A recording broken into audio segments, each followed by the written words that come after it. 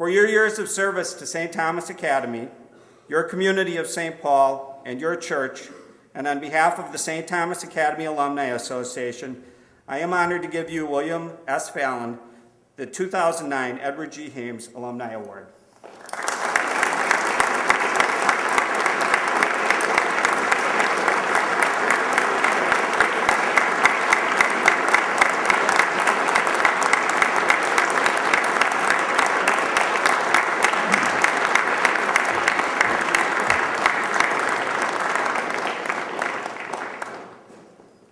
Thank you so much. And a special thanks to the past presidents of the Alumni Association for honoring me with this award. I would also like to thank my immediate family, my wife Jean, my daughter Katie, and especially my two sons, Marty and Tim, who nominated me for this award and worked on my behalf. When I look at the list of past award winners, some of whom sit here, I think, what am I doing here? I never have done anything outstanding or heroic. These men have all done wonderful things.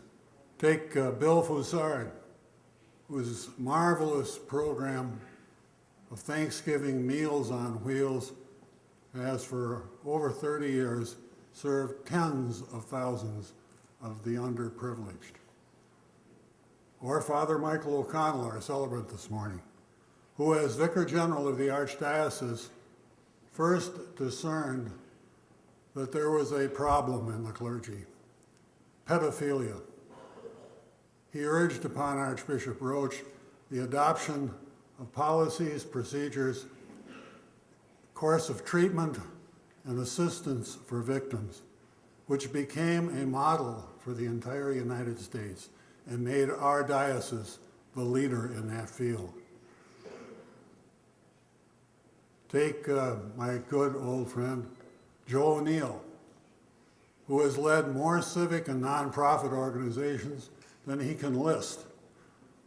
Or finally, my father, the second Hames Award winner, who served his country in 3 wars, served his state as the executive director of a state agency, served his city as its mayor, and served this academy in a variety of ways, including co-founding the Alumni Association. My father and his family moved to St. Paul in 1906 from the farm in Carver County. 2 years later, he graduated from Webster Elementary School. And then he did what most boys did in those days. He went to work, driving a horse and wagon for a dry goods merchant. He injured his hand and was unable to work, and for the first time realized that if he was going to be anything more than a teamster for the rest of his life, he needed more education. So he walked from his home near the cathedral out to St. Thomas on Summit Avenue. There he inquired about enrolling. This was August 1911, and he was directed to the then principal, Monsignor Dunphy, also known as the King, for good reason. Monsignor Dunphy was down on the football field, the same field that the University of St. Thomas uses today. And what was he doing? Pay attention, Tom Mitch.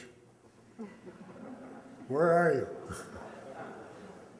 At any rate, he sets an example as your predecessor, Tom, because the Monsignor, to save money, was doing what he did every week, mowing the grass on the football field.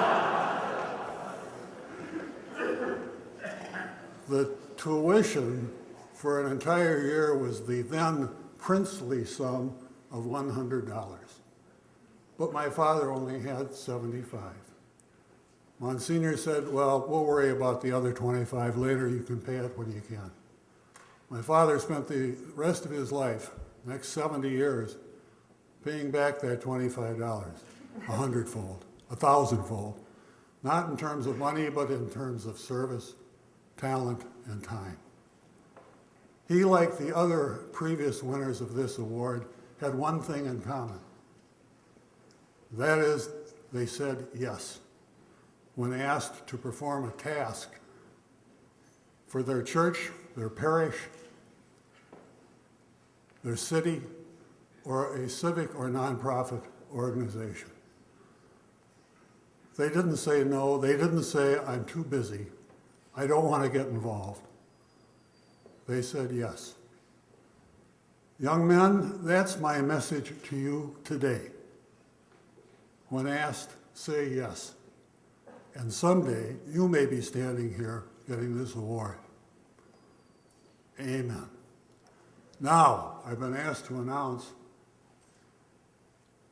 that some of you march very well, and I'm looking forward to seeing the review. Some of you, however, don't march very well, and that will be a good laugh.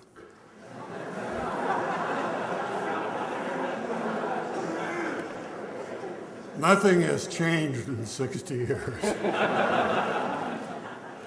So go out there and march as well as you can, and we'll see if you can do half as well as we did, the class of 1949, the greatest class in the history of St. Thomas Academy.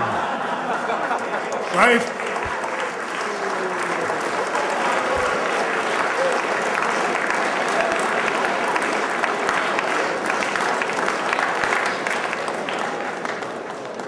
There are at least 30 of us here today. Again, I thank the Academy, the Alumni Association, and all of you for your attention.